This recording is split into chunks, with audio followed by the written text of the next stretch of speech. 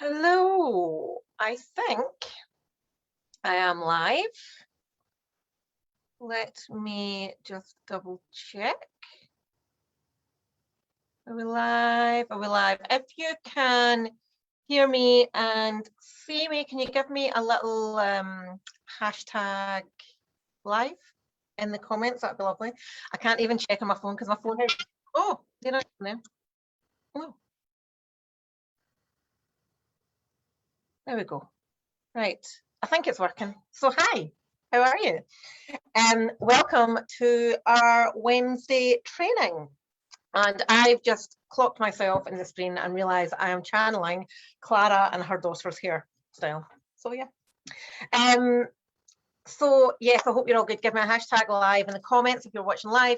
If you're catching me on replay, give me a wee hashtag replay in the comments. So tonight's training is all about, it started with a comment. Well, actually, I hear this comment quite a lot, and I think we've probably all used this at some point in our lives as I'm exercising a lot and I'm not seeing any results. What do I do? What is the issue? Because it becomes an issue because we put in all this effort into working out.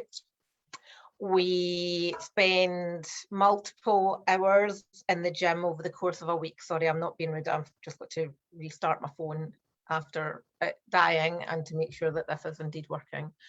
And so we spend hours in the gym. We spend, some people might spend time programming their workouts or finding new programs to do on YouTube or you know, other FitPros workout plans and whatnot. So we put in all this energy and then boom, nothing happens. You know, we're going to the gym, we might be feeling stronger, we might be feeling healthier, we might be seeing a little bit of change in muscle definition, but ultimately we're still overweight and we're carrying extra body fat. And it's really, really common. What the outcome of that is ultimately we get really frustrated, we start getting really overwhelmed, we start questioning ourselves, and then ultimately we give up. And I hear this quite a lot about people that maybe go, they're really committed to the gym maybe 6 months, a year, 2 years, and then they don't see any change, and they're just like, what is the point? What is the point? So if you've been in that place, you'll know what I'm talking about. If you've not, it doesn't mean that you are going to be in that place. But what I want to do today is share with you some things that we should be doing to just make sure that that doesn't happen. So I'm in the group. Am I in the group? No, I'm not in the group, and I'm in another group. Every time I go live, I ask me where I want to post. Is it my group or is it another group? And it gives me a list of all the groups that I'm in, and I'm in some wonky donkey groups, I tell you that. Caravan, I'm in a caravanning group, so like I don't think they're going to really enjoy my lives, to be honest. Okay, so hopefully you can, I'm going to try and share my screen. Again. So I'm going to try and share the screen. A little bit of a PowerPoint that I've done today. Can you see that? If you can see the PowerPoint, just give me a comment that says PowerPoint. And if this works, you can, honestly, I'm finishing up for the night because our clients will tell you that this week my approach with technology has not been awesome, shall we say.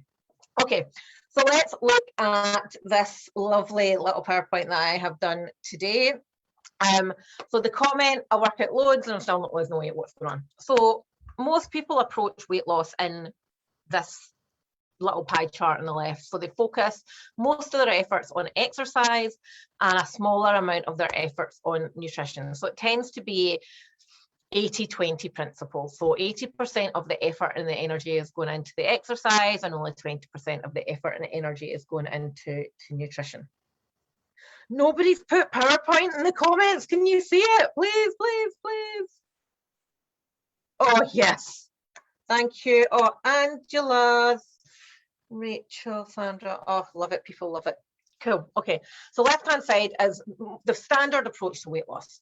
Exercising between 3 and 6 times a week tends to be quite high intensity. So what we see is we get focused on quite a lot of HIIT, a lot of classes, group classes, something like Les Mills or following Davina or body coach type things. So, you know, high intensity, get the heart rate up for a short amount of time, have a short rest period, and just keep doing it. The approach to weight loss can be very inconsistent. So we over restrict Monday through to Thursday. I'm sure you've all been there before. It's really common. So, you know, going to really eat nothing. I'm going to eat salad and chicken and rice and broccoli and not going to have any treats or anything. And that's fine. You'll get on the scales, you maybe see that you've lost 1 to 3 pounds, but then the weekend comes and boom, over consuming on the food. Whether that can be, for some people, it could take the form of cravings. For some people, it could be fear of missing out over the weekend, don't want to miss out on the drink, don't want to miss out on the snacks, or experience some kind of habitual binge eating behaviours. And that can happen as well, especially if it's been a number of years that you've been in the pattern. What we tend to see with this approach is people shiny object syndrome. So they see something, Sandra down the street's doing keto, so I'm going to try keto, or I'm going to try intermittent fasting because some guru said it was really good for us, or I'm going to try, well, this is a new one, keto fasting, or there's something else attached to it, clean keto fasting, which is just clean eating, but lower carbs, higher fats, higher protein, and fasting. So all combined into one. And quite frankly, I find that hugely stressful. And if you would find that hugely stressful, please give me a 1 in the chat box. Hugely stressful. So shiny object, always trying to find the next quick fix or the next big thing, and all the time going, this is it, this is going to work for me.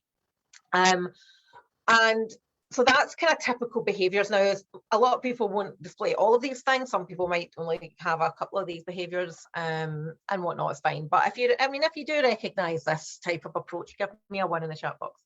And when this happens, so we kind of overconsume and we gain weight. We get to the Monday and we stand on the scales and we're like, oh my God, on Friday I was this, and now it's Monday and I'm 5 pounds heavier.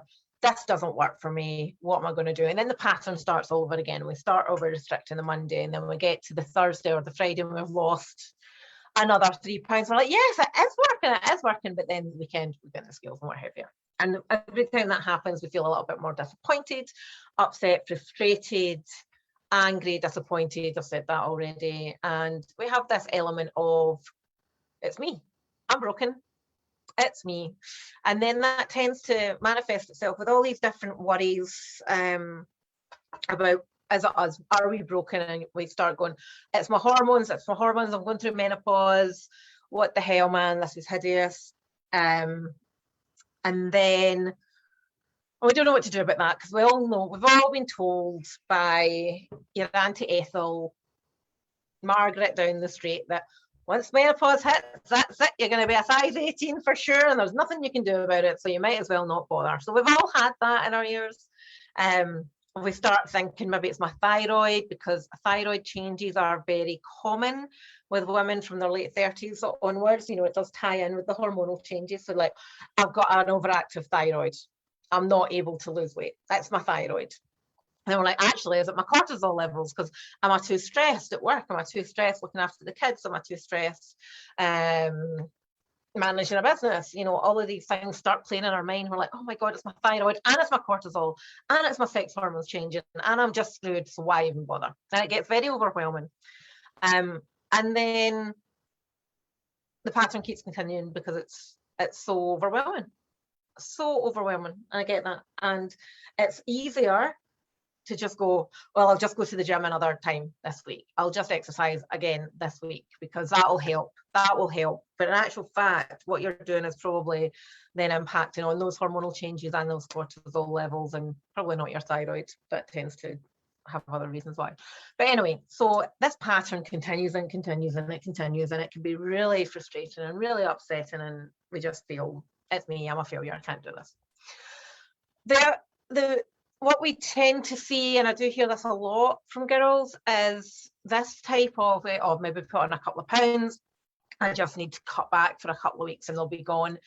That works, you know, maybe when, that worked for me in my 20s. A lot of my jeans were a little bit tight. I'll go and eat a couple of midget cans of Weight Watchers tuna for my lunch and have a bag of apples as my snacks. And boom, a couple of weeks, the weight's gone. But now at 43, thank you to everybody that wished me happy birthday. Now at 43, it doesn't work. Might work for some people, you know, and that's fine, but for the majority, it wouldn't work. So what I want to do today is talk about a different approach, and get you to think about some other things that you could be doing and tackling things in a different way.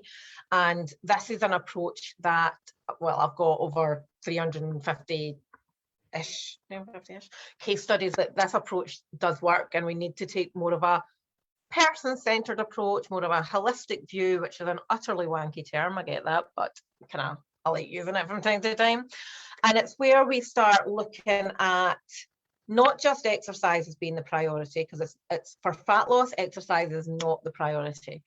You want to be thinking about your nutrition and mindset as being the priorities, and exercise being part of the process. So instead of thinking, right, exercise is 80%, nutrition is only 20, a lot of people then go, well, actually, you know, abs are made in the kitchen.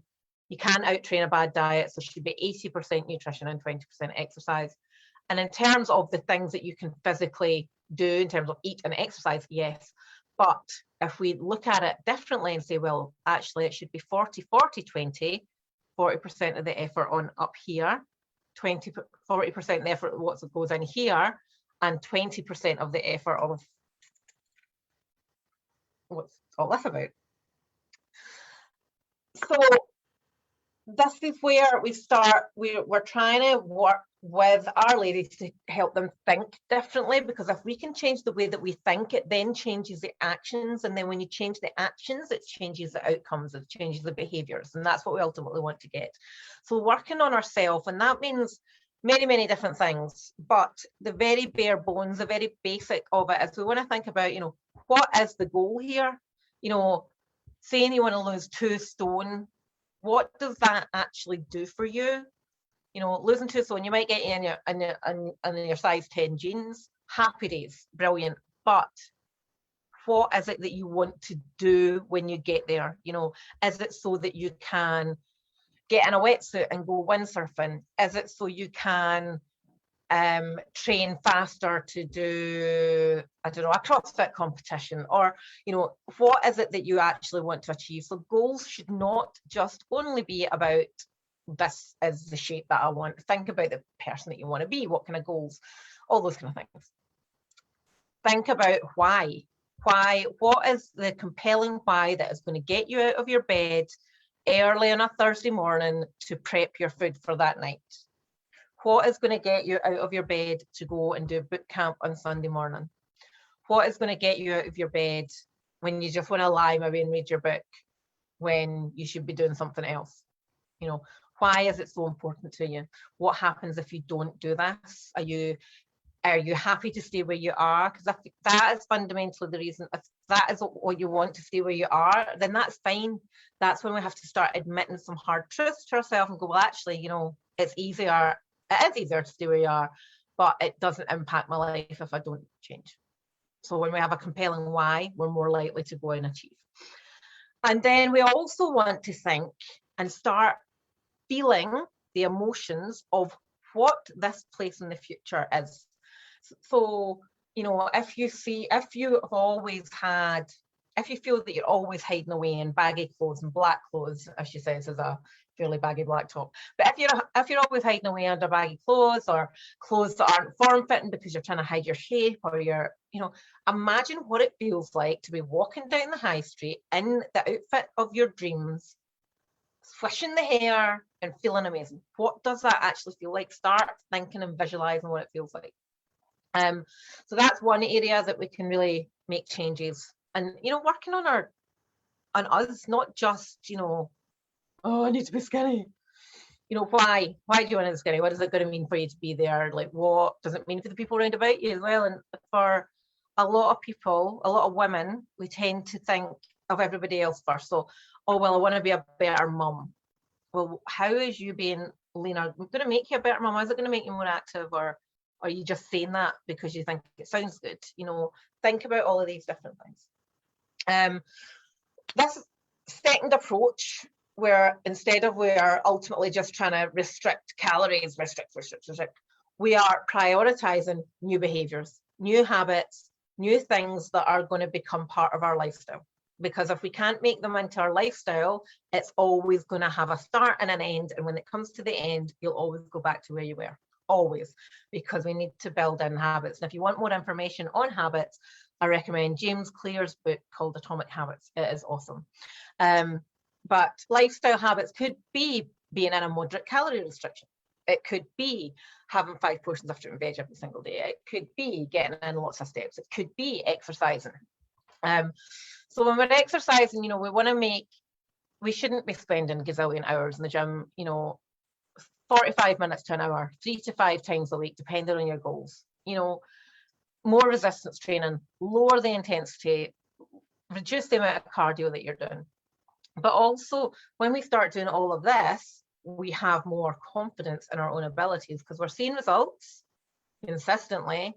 We're feeling better and we're feeling more in control. And because we feel more in control, we feel a little bit more proud of ourselves because we're not resorting to this approach, weight loss approach 1.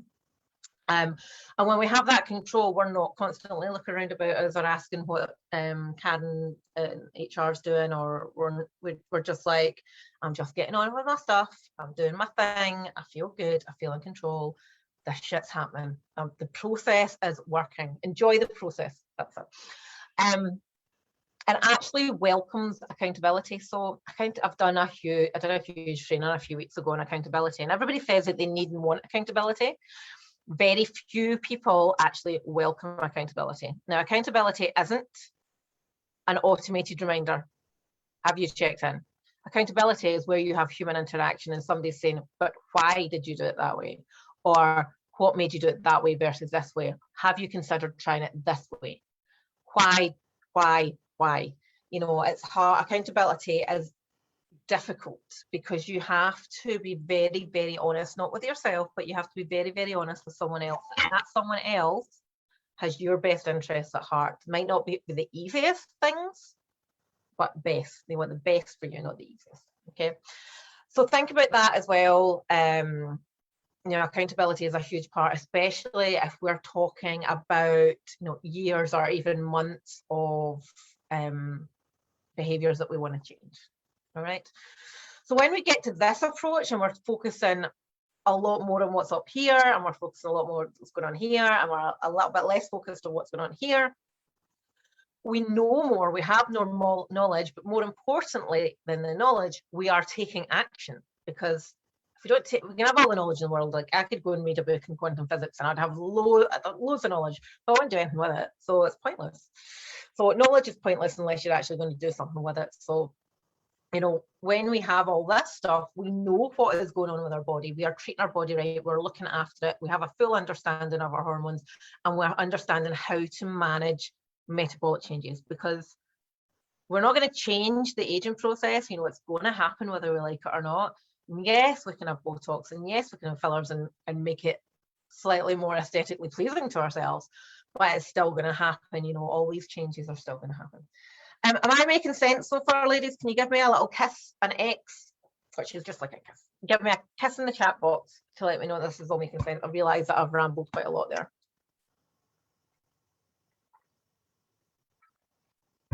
Just checking in on my other device. Oh yes, my lovelies, thank you. That's 1, 2, 3, 4 kisses. I'm honoured. Cheers. So when we understand what's going on and we're treating ourselves right, and we're treating our body right, we know what to do to look after it rather than fight against it, we can make adaptations. We can make adaptations for life, which, life happens. It's still going to happen. Bad things are going to happen. Good things are going to happen. And we have to cope with those changes. But that, when we know how to do it, when we know how to adapt our behaviors, then that's when we are truly living and breathing a lifestyle change. Because realistically, doing this starvation for 3-4 days a week and then over consuming, what happens if you get invited out for dinner on a Wednesday? You're going to probably over consume on that day as well, and then Thursday and Friday and Saturday and even Sunday, and then you're just like, oh my God, what am I doing here? But yeah, that adaptation and understanding of what to do when things change is so important. And the good thing about this is that this is something and a way of living that means it's not a chore. It's not an effort, and it doesn't matter how old you are or how young you are. This is an approach to have lifelong health and less body fat. Frankly. Okay, so making sense so far. I'm getting all X's. So I'm going to move into the next slide, if it'll let me. There we go. There we go. Did I have anything up here? No, I didn't. So back to the question and point about, what do I do if I'm exercising loads, but I'm not seeing sustainable weight loss? So these are the questions you have to go through, and you have to be very, very honest with yourself. And that can be really, really hard. And that's actually something that, oh, my journal's downstairs, that it took me a long time to be able to ask myself the hard questions of, well, why am I not my size 8 anymore? And why? What, I'm doing everything right. No, I wasn't doing everything right. I wasn't drinking. I was drinking too much for me. I was eating too much shit. I was trying to undercut my calories. These are all things that everybody does at some point. So it's asking yourself the hard questions is a really good step in the right direction. But anyway, so are you working on the what? So I've covered that previously, the why and the identity. So who are you? Versus who do you want to be? Because if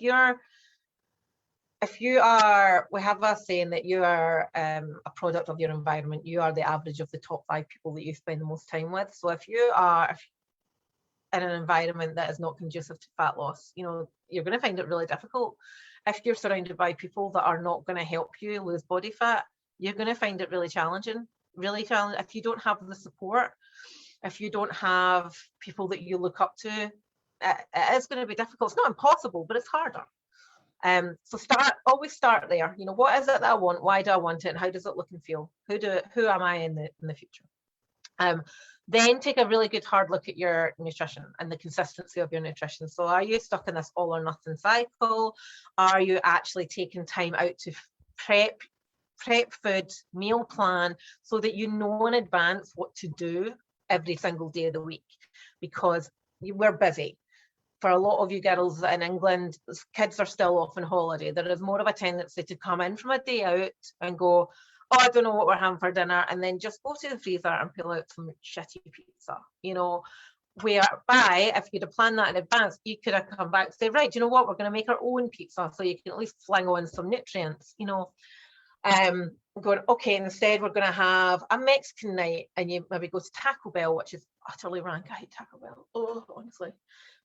Or you could have just made up a big batch of chili and got some wraps and put them in the toaster, made tacos, and consumed 1,000 less calories. Being prepared is absolutely vital. Prep and plan and know what to do for life's little curveballs. So, yes, you're going to get hit in the face by a baseball with the unknown, that is life. But do you know what's coming up? Have you got birthday parties? Is there a meal out? Is it somebody's anniversary that you know that you're going to have, a couple of days of rich food and not being able to exercise? And, prepare for it. Give yourself some, this is what I'll do here. This is what I can eat here. The other thing is, you could be doing everything right with your nutrition and your mindset. Are you actually exercising right? Okay, so yes, moving in any way at all is better than not. But if your goal is to get stronger, to get healthier, to get fitter, to lose body fat, is your exercise actually challenging you? Are you doing the same sets and reps at the same weights for the last 6 months? Are you upping the weight? Are you increasing the rep range? Are you increasing your time under tension? And by that I mean, are you slowing down your reps so that it's harder? Are you adding bands? Mix it up so that you're not just getting used to flinging, doing 3 sets of 10, whatever, so they're really lightweight. If you're only doing cardio, and this is quite common as well, add in some resistance training. It's absolutely vital. Absolutely vital. I'll cover that in a wee second. And also, are you focusing on the right things? And that is, what is the goal? Just to lose half a stone to say you've lost half a stone, or is it to actually feel better about yourself? Is it to show that you can do it? is it to show that you can keep doing it and get that control back and get that level of self-esteem of, you know, I'm proud of myself. I have done something that I'm proud of. And it can be hard. It really can be hard. Anyway, so a little snippet about exercise is, sorry, right, did that all make sense? Give me a why. Give me a why. Give me a why. I'll just double check. Megan can't see me. Give me a why. Okay, so exercise, I can't see any whys. Oh yeah, Patsy, thanks, Paul. Okay, so exercise is a non-negotiable, an absolute non-negotiable in every single person's life, okay? But for fat loss, exercise isn't necessarily essential. You know, you can still lose body fat without exercise. However, and the reason for that is, you know, exercise in itself doesn't actually burn as many calories as you might think. It's easier to be in a calorie deficit by changing your food than it is by increasing your exercise. So, you know, a packet of crisps is 150, 160 calories. That's probably a good half hour, 45 minutes high intensity class. So, you know, it's easier to not have the crisps than it is to take an hour out of your life to go and do a high intensity class. However, exercise is absolutely an essential lifelong thing that we should be doing because, you know, it strengthens our bones. As we age, our bone density decreases. It increases our risk of breakages, especially in like pelvis area, hips, shoulders. So we want to age better. We want to age healthier, not just for the bones, but also for our face. My God, I want to look better as I'm aging. And it also helps keep our metabolism high, especially for resistance training. Therefore, it makes menopause easier. So my wee book of menopause, which is over there, waxes lyrical with resistance training. It's a non-negotiable, do it. And people who have more muscle mass, proven to live longer and healthier. So get on it, get on it. And there's this little phrase that I have, it's like, do you want to be the gran that's playing in the park with the grandkids, or do you want to be the gran that's stuck on the sofa not able to do anything because of immobility? Think about that. So that is my take on what we should be looking at if we're doing all the exercise and nothing is working. So hit me up with your questions. Hit me up with your questions. So a couple of things. I'll wait for the questions to come flooding in. I see Clara has commented here, and Clara, I just want you to take a moment to look at my hair and see that I am channeling my inner Clara. But yes, so two things. I talked about the 5-day mini course, otherwise known as a challenge. We are going to go live in that, and I am going to be releasing that on Friday morning. So Friday morning, there'll be a post up with the dates and an opportunity to put your name on the list. I am going to be capping the numbers at 150, just purely because it is quite a lot of effort on our part. There's quite a lot of energy, there's quite a lot of time. So I'm going to cap the numbers at 150, and I'm not committing to doing any more at this stage. I want to see. So yeah, if you want to be involved, watch out for Friday morning, get your name on the list. We'll send you the link to get into the group and whatnot, and you'll get the date and everything for them, but it will be in September. The second thing is we've obviously got quite a lot of new ladies in the group, so hi, welcome, lovely to have you all here. I've spoken with a couple of you already this week. Now, if you're not aware, we do a lot of mini consultations, and a mini consultation is if you're in a place where you're stuck. A lot of what I've said tonight might resonate with you, and you're stuck. Pop your name down, pop a word stuck, just say stuck below, and Megan, lovely Megan, who is our transformation specialist, will get in touch for a mini consultation. Now, that is basically just to be able to help you take a step forward, to send some relevant trainings. We've got a shed ton, like a literal shed full of trainings in my garage. No, don't really. Well, we've got hundreds of trainings here that cover anything from mindset, from nutrition, from exercise, you know, everything is covered. So pop down stuck below. This is not a sales call. This is simply a figuring out what's going on with you and telling you what to do to move forward. Simply that. So pop the word stuck below and the lovely Megan will get in touch with you. So I'm just going to check if there has been any questions. No, there's no questions. Okay, did this all make sense? Was this useful? Give me some kind of affirmative or negative in the comments so I can either cry myself to sleep later or skip down the stairs and heat up the chili, because I'm not going to Taco Bell. Any questions at all? Right. So we have a questions. 5-day challenge, yes. What do I do personally for exercise? I have a gym in my garage. So before this, I had a personal training studio in my garage. So I do 4 days all over of just a mixture of weights, squats, deadlifts, shoulders. I do I try to do one boot camp a week. I don't always make it because it's on a Sunday morning and it tends to be like rugby games and whatnot. And I'd do 10 to 15,000 steps a day. So I'm normally in the garage for about 45 minutes to 50, sometimes an hour, depending on how much setting up time there is on various exercises. But yes, what calories and should food be eating? Good question, Christine. I think you want to put the word stuck down.